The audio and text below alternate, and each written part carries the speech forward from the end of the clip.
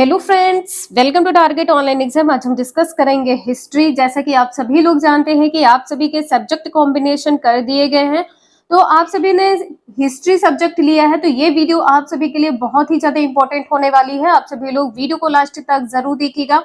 Channel पर पहली बार आए हैं तो प्लीज आप सभी लोग चैनल को सब्सक्राइब कर लीजिएगा, बेल आइकन प्रेस कर लीजिएगा, इससे नोटिफिकेशन आप सभी को मिलता रहेगा। तो चलिए स्टार्ट करते हैं। क्वेश्चन नंबर फर्स्ट है, भारत का राष्ट्रीय आदर्श वाक्य सत्यमेव जयते कहां से उद्धृत है, कहां से लिया गया है?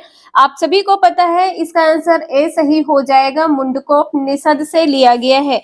आपसे वेद पूछ लिया जाए कि किस वेद के अंतर्गत है, तो आप सभी का आंसर हो जाएगा अथर्ववेद के अंतर्गत है।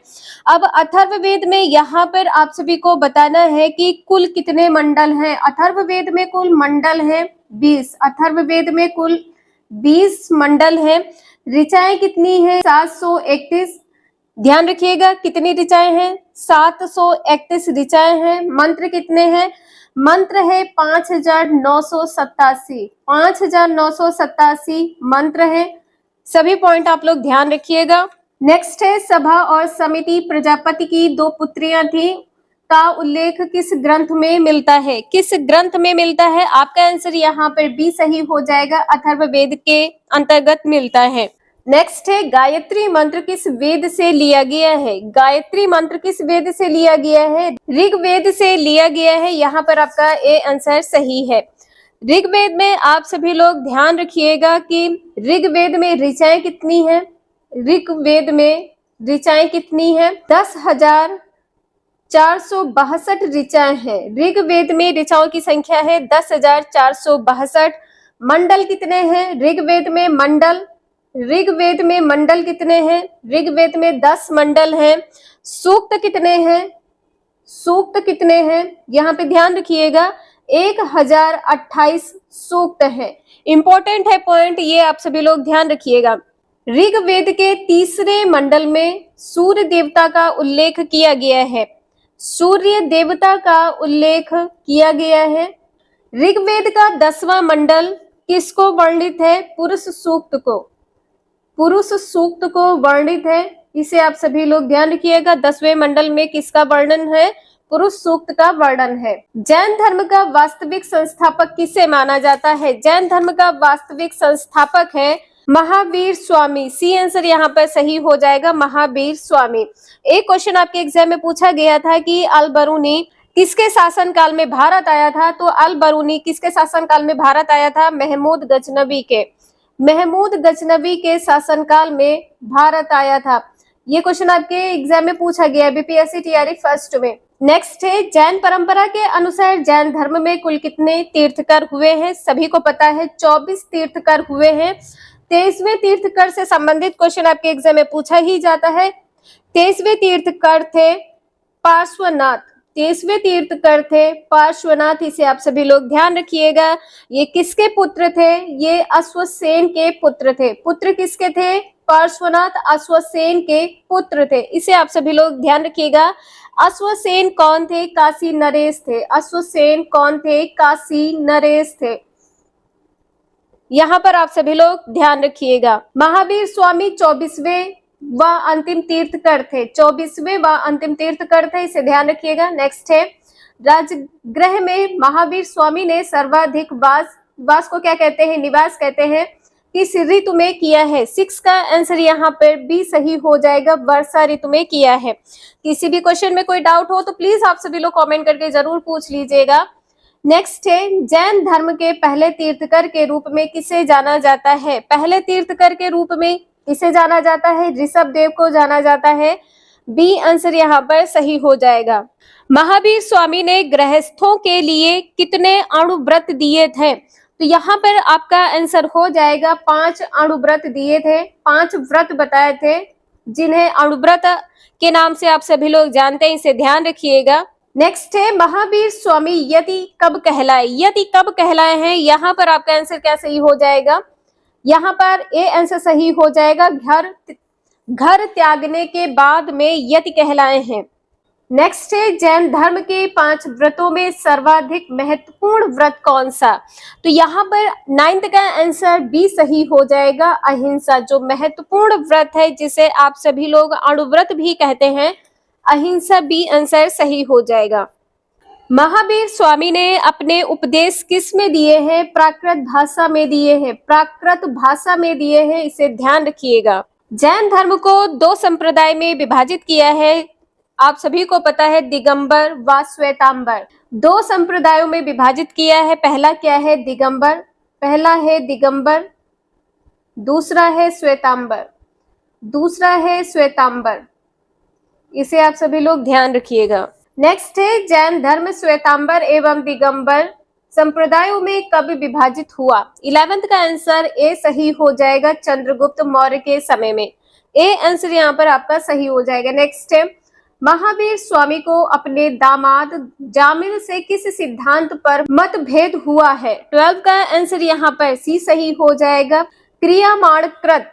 प्रथम जैन भिक्षुणी कौन थी? इसे आप सभी लोग ध्यान रखिएगा, प्रथम जैन भिक्षुणी कौन थी? तो यहाँ पर आपका आंसर होगा नरेश, नरेश दधिवाहन की पुत्री। प्रथम जैन भिक्षुणी कौन थी? चंपा थी। पुत्री किसकी थी?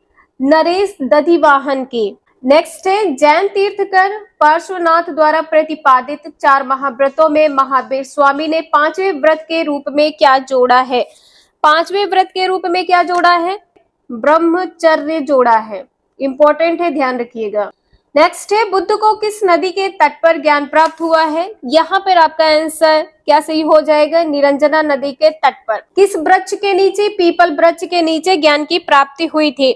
जन्म पूछा जाए कि कब जन्म हुआ है, तो 563 ईसा पूर्व में जन्म हुआ है। महात्मा बुद्ध का जन्म कब हुआ है? 563 ईसा पूर्व में हुआ है। कहाँ पर हुआ है? लुम्बिनी में हुआ है। कहाँ पर हुआ है? लुम्बिनी में हुआ है, ध्यान रखिएगा। नेक्स्ट है भारत में पूजित पहली मानव प्रतिमा कौन सी थी? आपका आंसर ए सही हो जाएगा, भगवान बुद्ध की। नेक्स्ट है ग्रह त्याग जिसे क्या कहते हैं? महाभिनिष्क्रमण कहते हैं, के बाद बुद्ध ने सर्वप्रथम किससे उपदेश प्राप्त किया है? अलार और उद्रक से उपदेश प्राप्त किया है। अलार और कलाम से सांख्य दर्शन की शिक्षा प्राप्त की है, सांख्य दर्शन की शिक्षा प्राप्त की है, इसे आप सभी लोग नोट कर लीजिएगा, इंपॉर्टेंट है। नेक्स्ट है किस बौद्ध संगीत में बौद्ध धर्म ग्रंथों में संस्कृत का प्रयोग प्रारंभ हुआ है? 18 का आंसर यहाँ पर डी सही हो जाएगा, चतुर्थ। कौन सी बौद्ध संगीति है? चतुर्थ बौद्ध संगीति है। यहाँ पर आप सभी लोग ध्यान रखिएगा, बुद्ध के जीवन से संबंधित कुछ प्रतीक है। जन्म का प्रतीक क्या है? जन्म का प्रतीक है कमल एवं सांड, कमल एवं सांड। दूसरा है गृह त्याग, गृह त्याग का प्रतीक क्या है? गृह त्याग का प्रतीक है घोड़ा, गृह त्याग का प्रतीक है घोड़ा। आप सभी कमेंट करके बताइएगा कि निर्वाण का प्रतीक क्या है। नेक्स्ट है महात्मा बुद्ध द्वारा दिए गए प्रथम उपदेश को क्या कहा गया है? प्रथम उपदेश को क्या कहा गया है? धर्म चक्र परिवर्तन कहा गया है, बी आंसर यहाँ पर आपका सही हो जाएगा। महात्मा बुद्ध ने चतुर्थ बौद्ध संगीत के बाद बौद्ध धर्म को 2 भागों में विभाजित कर दिया है। कौन से 2 भाग हैं? पहला है हीनयान, पहला है हीनयान, दूसरा है महायान, दूसरा है महायान, इसे आप सभी लोग ध्यान रखिएगा। प्रथम बौद्ध संगीति कहाँ पर हुई है? राजगृह में हुई है। प्रथम बौद्ध संगीति कहाँ पर हुई है? राजगृह में हुई है। नेक्स्ट है महात्मा बुद्ध की मृत्यु के बाद उनके शरीर के अवशेषों पर कितने स्तूपों का निर्माण किया गया? 20 का आंसर सी सही हो जाएगा, 8 स्तूप का निर्माण किया गया है, 8 स्तूपों का निर्माण किया गया है। नेक्स्ट है बौद्ध धर्म के त्रिरत्न के बारे में क्या असत्य है? तो यहाँ पर आपका आंसर ए सही हो जाएगा, स्तूप नहीं है। त्रिरत्न कौन कौन से हैं? धम्म है, संघ है और बुद्ध है। नेक्स्ट है स्तूप किसके प्रतीक माने जाते हैं? स्तूप किसके प्रतीक माने जाते हैं? तो यहाँ पर आपका आंसर क्या सही हो जाएगा? मृत्यु को, ठीक है, यहाँ पर मृत्यु हो जाएगा। लेकिन यहाँ पर आपका आंसर क्या सही हो जाएगा? महापरिनिर्वाण। अब महापरिनिर्वाण किसको कहते हैं, ये आप सभी लोग कमेंट करके जरूर बताइएगा। महात्मा बुद्ध की मृत्यु किस वर्ष में हुई है, किस अवस्था में हुई है? 80 वर्ष की अवस्था में मृत्यु हुई थी।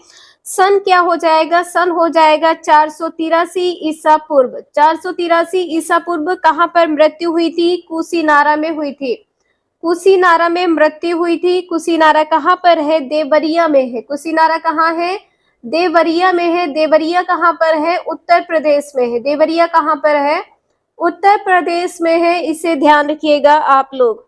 नेक्स्ट है, बौद्ध धर्म की किस शाखा में मंत्र, हठ योग एवं तांत्रिक उपचारों को प्रधानता दी गई है? व्रजयान। यहाँ पर आपका आंसर सी सही हो जाएगा, व्रजयान है।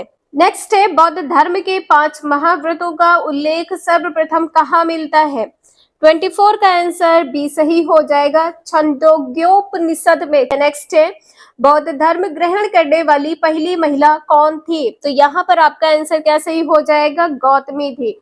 डी आंसर यहाँ पर सही है, गौतमी। आज के लिए इतना ही, मिलते हैं नेक्स्ट क्लास में। वीडियो यूजफुल लगे लाइक करें, चैनल को सब्सक्राइब करें एंड शेयर करें। Thank you for watching this video.